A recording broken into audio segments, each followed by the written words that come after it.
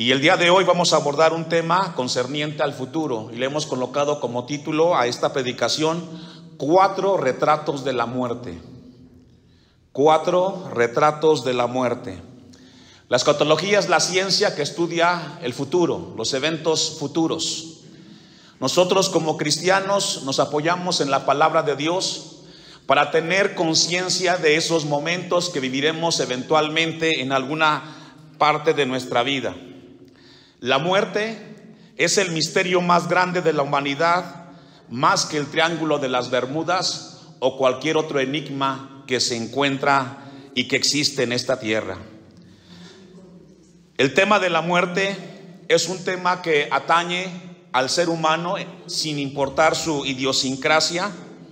Aunque muchos intentan darle una explicación, todas son filosofías y todos son pensamientos humanos, porque solamente quien tiene autoridad para hablar de un tema tan importante como la muerte es la Biblia. Hay una pregunta que yo realicé y comparto con ustedes: ¿qué es la muerte? ¿Por qué tenemos que morir? Pero más importante, ¿qué hay después de la muerte? ¿Se ha preguntado usted eso? Esta pregunta o estas preguntas se la han hecho filósofos, pensadores, ocultistas a lo largo de la historia de la humanidad, y todos han sucumbido en cuanto a este tema o a estas preguntas. ¿Qué es la muerte? ¿Por qué tenemos que morir? ¿Y qué hay después de la muerte? ¿Se ha preguntado usted todo eso, hermanos? Es un tema que Dios quiere que tengamos presente nosotros en nuestra vida. La muerte tiene 2 aspectos en la Biblia y deseamos esta mañana, con la ayuda de Dios, poderlos compartir con usted como iglesia. En la eternidad hay 2 lugares que establece la Biblia: uno para los salvos y uno para los no salvos. Y es aquí y ahora donde el hombre determinará dónde pasará el tiempo cuando pase de esta vida. Es muy importante que podamos tener presente nosotros, con la ayuda de Dios, esto. Vamos entonces al capítulo 18 del libro de Job y abordaremos este tema que aquí Job habla concerniente al tema de la muerte. Vamos a ver 4 aspectos o 4 retratos de la muerte. En primer lugar, vamos a ver, con la ayuda de Dios, en el versículo 5 y versículo 6, cómo la Biblia describe que la luz de los hombres se apaga. En otras palabras, los que mueren sin Cristo jamás volverán a ver la luz como la conocemos el día de hoy. En segundo lugar, vamos a ver cómo la muerte es como un viajero que ha caído en una trampa. Y vamos a verlo del versículo 7 al versículo 10. La persona que muere sin Jesucristo pasará la eternidad en un caminar donde nunca encontrará un destino fijo. Número 3, vamos a ver el tercer retrato de la muerte como un criminal que es perseguido y que pagará su sentencia, del versículo 11 al versículo 15. Y en cuarto y último lugar, vamos a ver el cuarto retrato de cómo la vida de alguien que nunca le entregó su vida a Cristo será desarraigado como un árbol. Es muy importante, y más que predicarles esta palabra para traer a sus vidas y conmoverlos, es llevarlos a la realidad a cada uno de ustedes. El temor es un sentido o una emoción que es normalmente establecida en los seres humanos, y no quiero yo infundir en ustedes temor, más bien quiero llevarlos a la realidad de su vida.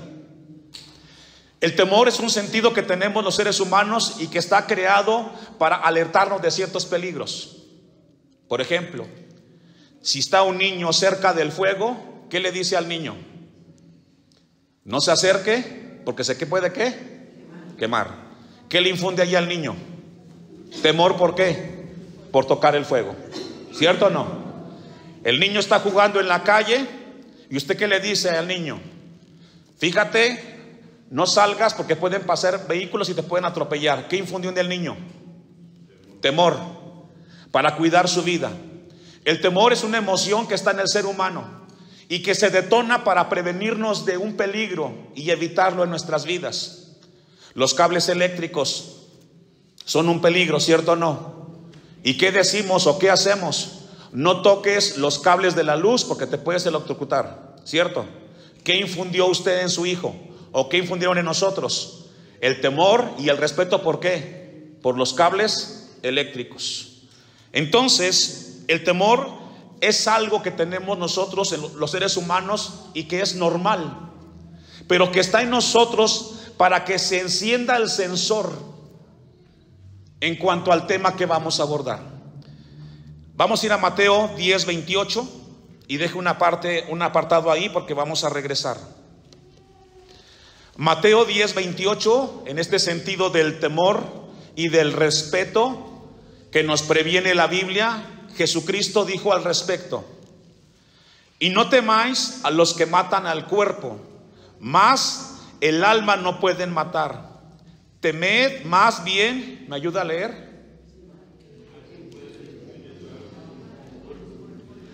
Otra vez, pongamos atención en lo que dice el versículo. Y no temáis a los que matan el cuerpo. Lo que Jesucristo está hablando aquí es: no le tengan tanto temor a las personas que pueden amedrentarlos con quitarles la vida, porque algún día vamos a morir. Más bien ténganle temor y respeto a aquel que tiene la eternidad en sus manos y que determina dónde va a estar nuestra vida cuando pasemos de esta. ¿Y quién es él, hermanos? ¿Quién es? A quien tienes que tenerle temor y respeto es a Dios. Porque eventualmente la gente nos puede amedrentar, nos puede decir que nos van a quitar la vida, pero al final vamos a morir. No, respetemos y tengamos temor a aquel que determina la eternidad de nosotros, y ese es nuestro Dios. Amén. Hechos 24:25. El apóstol Pablo, hablando del tema de la salvación y de la muerte, tiene un encuentro con el gobernador Félix y les habla de Cristo.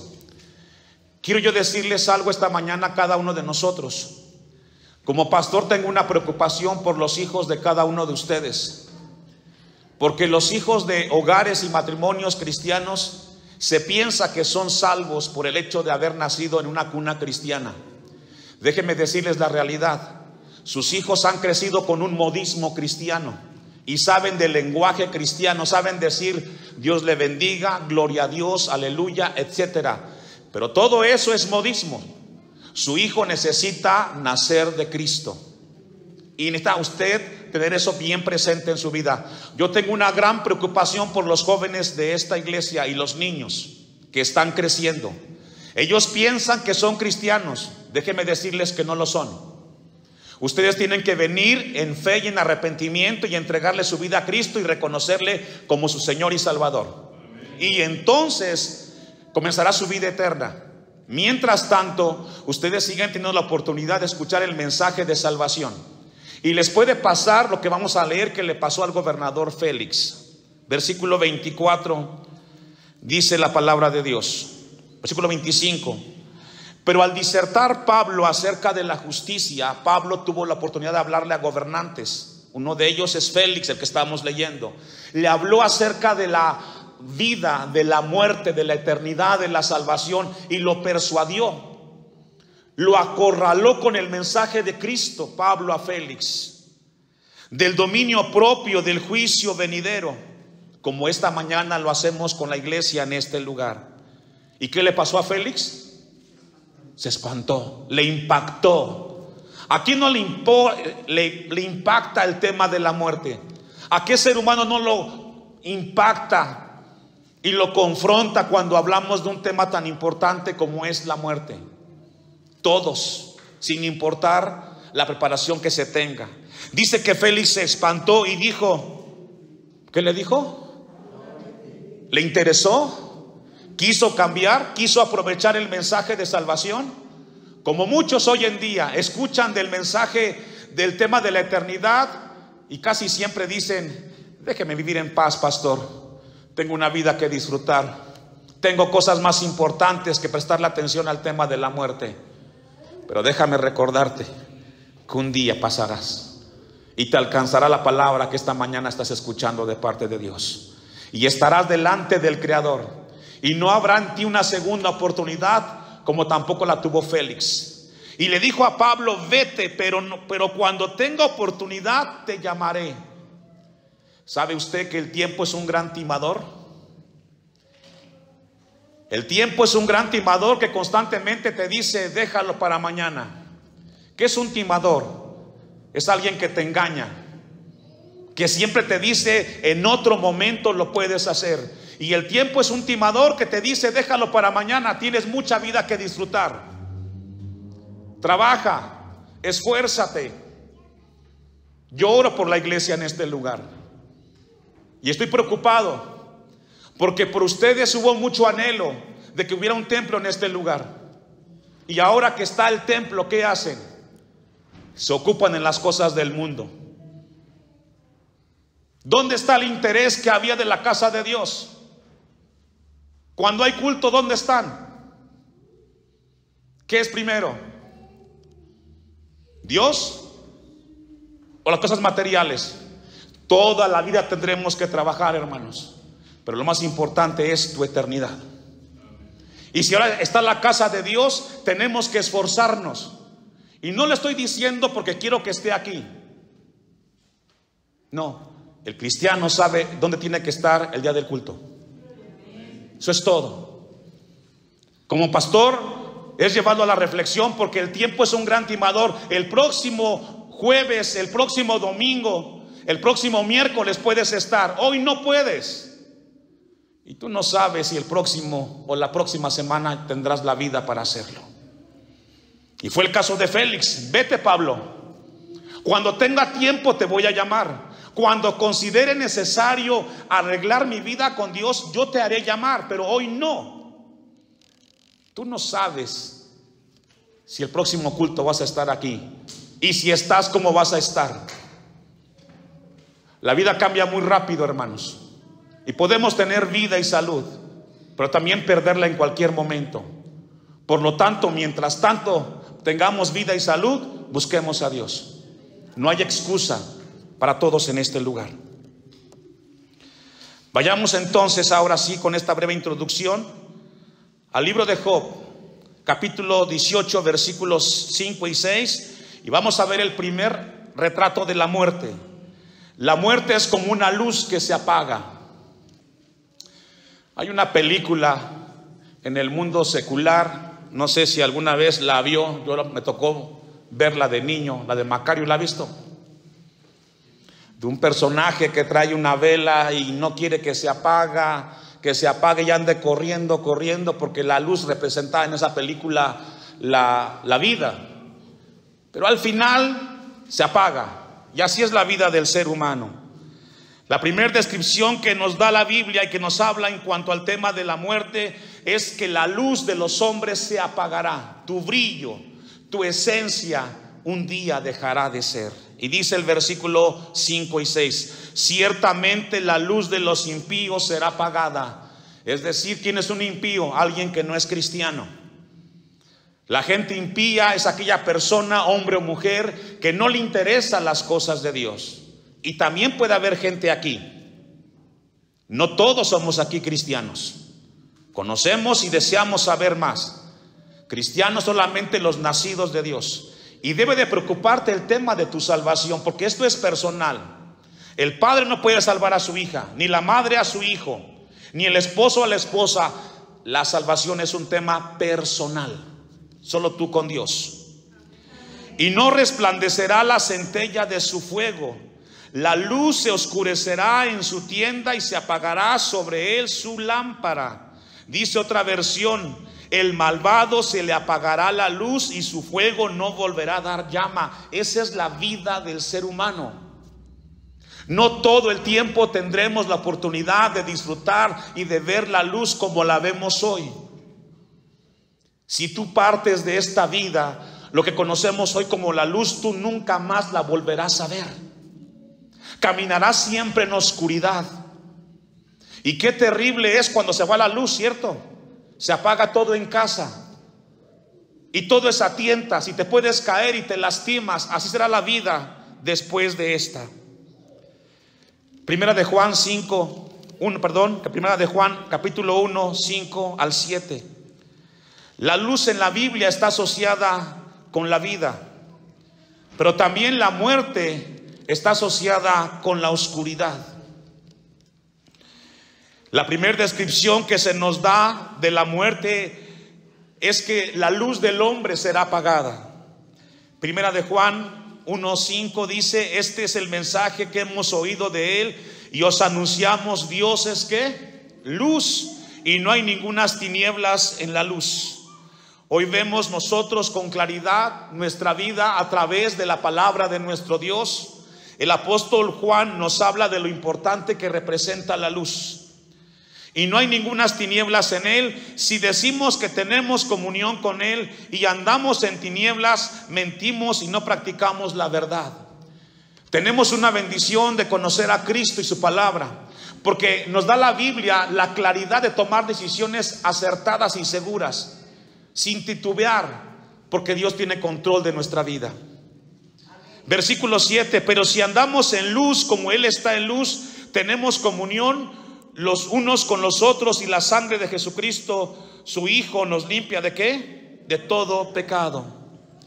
Si mueres sin Cristo, pasarás a la eternidad en una permanente y constante oscuridad. ¿Qué significa andar en luz? La luz en la Biblia significa o tiene sinónimo de santidad y de comunión con Dios. Cuando decimos los cristianos que tenemos la luz de Cristo, nos llama la palabra a conocer y a vivir en la voluntad de Dios. Nos preocupa nuestra vida espiritual. Cuando tenemos luz, los cristianos sabemos qué importante es alimentar nuestra alma y nuestro espíritu, que es lo más importante. Yo le hago una pregunta en el tema laboral, sin importar a qué te dediques. Después de 30 años de estar laborando en un lugar, tienes que jubilarte. ¿Por qué? Porque tu cuerpo no te da para más. Y eventualmente tienes que dejar de trabajar, porque tu cuerpo te va a decir que ya no puedes. ¿Cierto o no? ¿Qué es más importante en ese sentido, el trabajo o Dios? Un día dejarás de trabajar y no podrás levantarte más de tu silla o de tu cama. Y entonces ahí, ¿qué vas a hacer?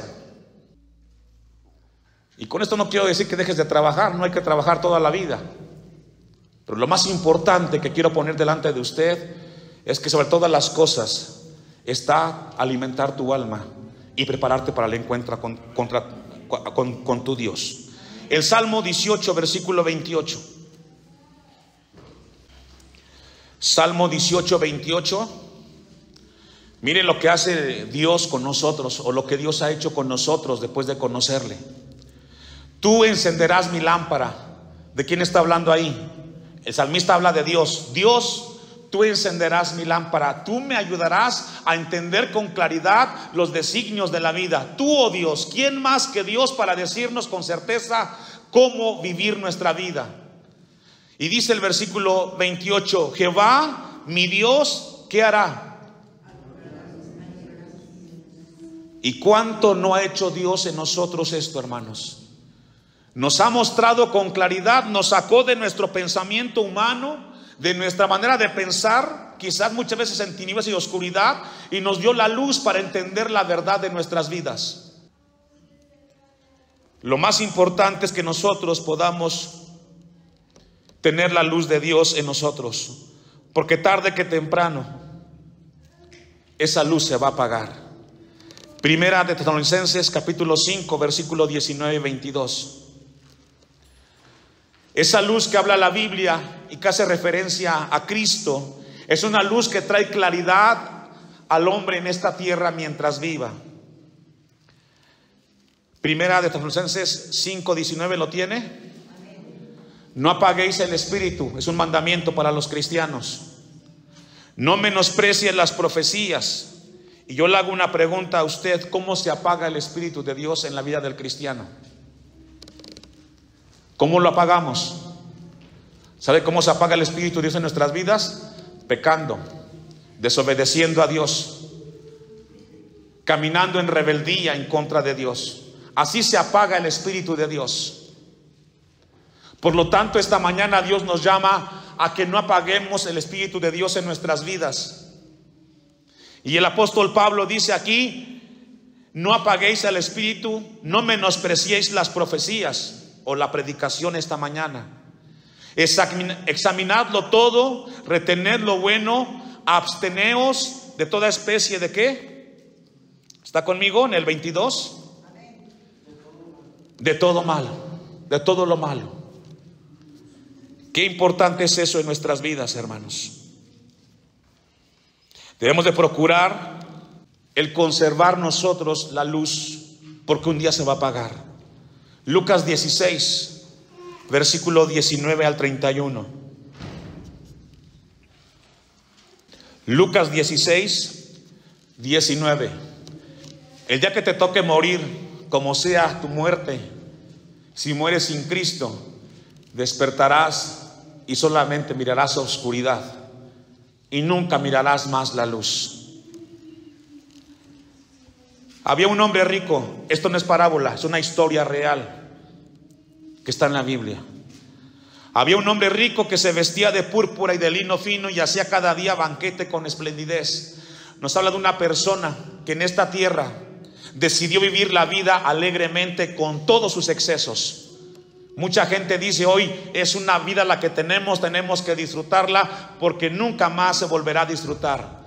Y es un pensamiento que ya fuera prolifera y que a veces permea mucho a los cristianos.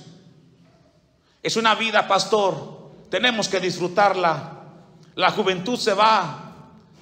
Y dice la Biblia que este hombre que vivió en excesos, versículo 20, había también un mendigo llamado Lázaro que estaba echado a la puerta de aquel lleno de llagas. Un contraste, un hombre que lo tenía todo y otro con mucho sufrimiento viviendo en esta tierra. Y ansiaba saciarse de las migajas que caían de la mesa del rico, y aún los perros venían y le lamían las llagas. Qué condición tan difícil en esta tierra de Lázaro. Como muchos, vamos al día, no nos sobra, pero tenemos temor de Dios. Aconteció que murió el mendigo y fue llevado por los ángeles al seno de Abraham, y murió también el rico y fue sepultado. Esta historia está para hablarnos que tanto los ricos como los pobres, letrados o no letrados, un día vamos a morir. Y cada uno será llevado al mismo lugar, al cementerio. Ahí estará tu cuerpo, mas tu alma tendrá que entregarle cuentas al Creador. 23. Y en el Hades alzó sus ojos. El 22, perdón. Aconteció que murió el mendigo y fue llevado por los ángeles al seno de Abraham, y murió también el rico y fue sepultado. Y en el Hades, aquí habla en lugar de tormento y habla del rico. Y en el Hades alzó sus ojos estando en tormentos y vio de lejos a Abraham y a Lázaro en su seno. Dos cosas aquí importantes. Los sentidos que hoy conocemos también estarán presentes en la eternidad. Dice la Biblia que el rico, dice que alzó sus ojos, es decir, miró. Pero también reconoció, porque reconoció a Abraham y reconoció a Lázaro. En la eternidad tú sabrás quiénes fueron tus padres y quiénes fueron tus hermanos. Pero no podrá haber un sentido afectivo. 24. Entonces él, dando voces, dijo: Padre Abraham, ten misericordia de mí y envía a Lázaro para que moje la punta de su dedo en agua. El sentido de la sed también estaba latente o estará latente en la eternidad, en aquellos que estarán por el castigo o en el castigo eterno. Y refresque mi lengua porque estoy atormentado en esta llama.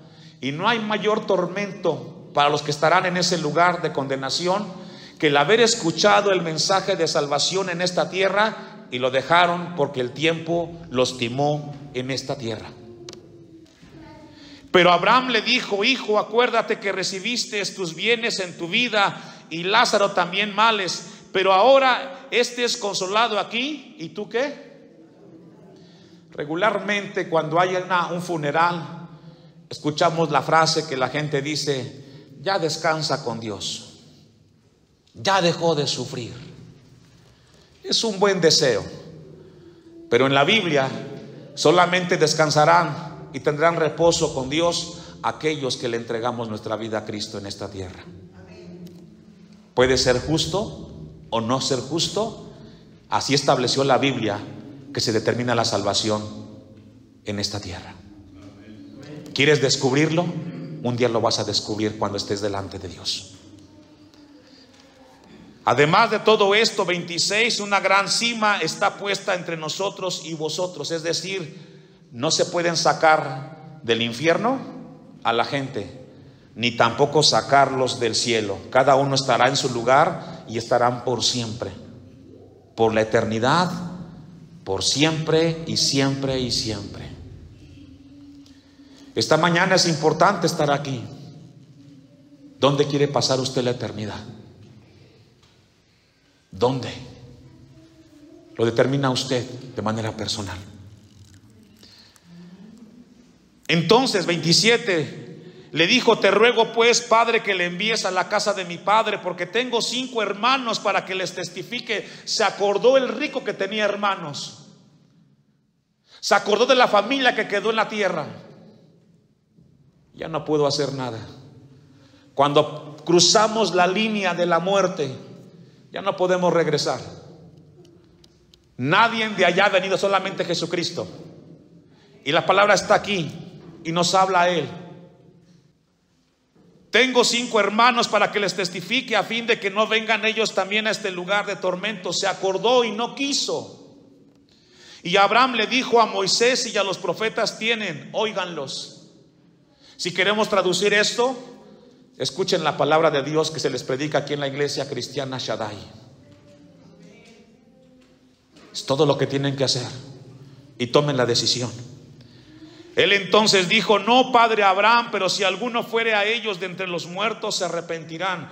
¿Cuántas veces hemos visto los casos de la gente que ha estado moribunda, a punto de morir, y de repente Dios los levanta, se curan, se sanan, caminan y después vuelven a vivir la misma vida sin Dios?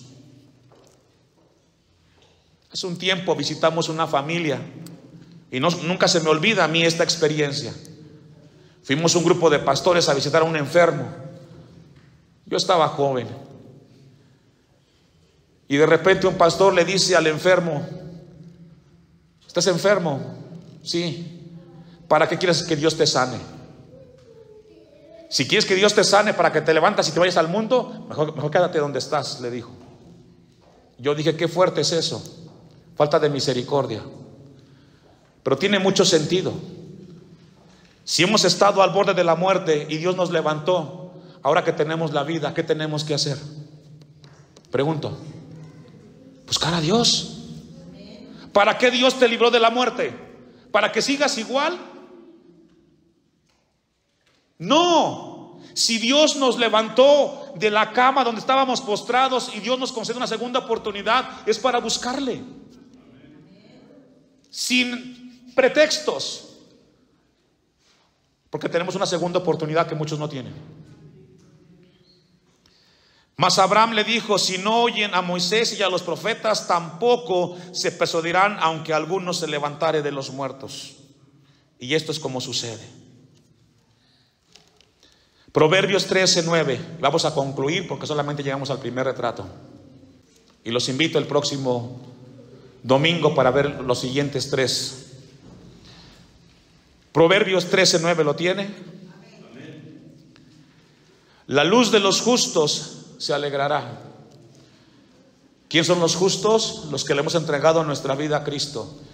Estamos contentos y gozosos porque sabemos que el día que partamos de esta vida tendremos nuestro descanso eterno con Jesucristo por la eternidad. Y tenemos gozo. Quizás tenemos un poco de incertidumbre a veces porque nuestra fe mengua, pero los hijos de Dios sabemos que cuando se apague nuestra luz en esta tierra y cuando despertemos, estaremos caminando con Cristo por la eternidad. Pero qué contraste la segunda parte del versículo 9. Mas se apagará la lámpara de ¿quiénes? Los que no le entregaron su vida a Cristo. En contraparte, cuando pasen de esta vida, la luz de la oportunidad, la luz de esta vida dejó de encenderse y se apagará. Veamos nuestra historia, la gente que ha muerto o que hemos escuchado, gente rica, prominente. ¿Quién se acuerda de ellos? ¿Dónde están sus vidas? ¿Quién les dedica un tiempo? Hasta la familia se olvida de ellos. También será con nosotros. Si acaso nuestros hijos llorarán un poco nuestra ausencia, pero después de que mueran nuestros hijos, nadie se acordará de nuestra existencia en esta tierra. Es importante entonces hoy caminar con Dios. No importa que se acuerden o no se acuerden del pastor en esta iglesia, pero estaré en paz que Dios se acuerde de mí. Estaré en paz que cuando pase de esta vida yo esté con el Señor y tenga la esperanza de estar siempre con Él. No tengamos miedo de los que matan el cuerpo, porque un día vamos a morir. Más bien tengamos temor de aquel que determina la eternidad. Tengamos temor de Dios. Aprovechemos la vida. Hace unos días estábamos con la noticia de la guerra en Medio Oriente. Latente una tercera guerra mundial. Hoy vemos el escenario de las inundaciones aquí en el Estado de México. Gente que ha muerto, que les cambia la vida de un momento para otro. Ya no hay tiempo para estarnos distrayendo con las cosas del mundo. Busquemos a Dios.